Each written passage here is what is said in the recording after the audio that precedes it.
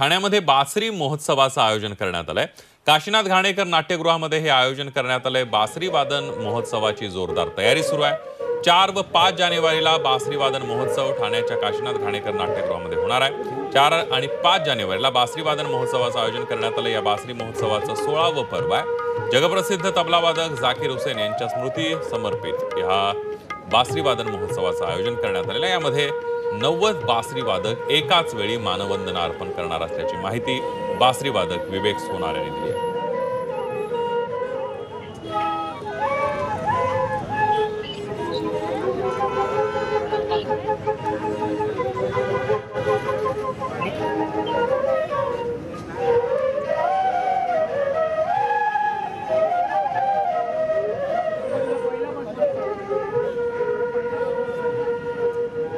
4 आणि 5 जानेवारी रोजी ठाण्याला डॉक्टर काशीनाथ घाणेकरमध्ये हा 16वा बासरी उत्सव होणार आहे।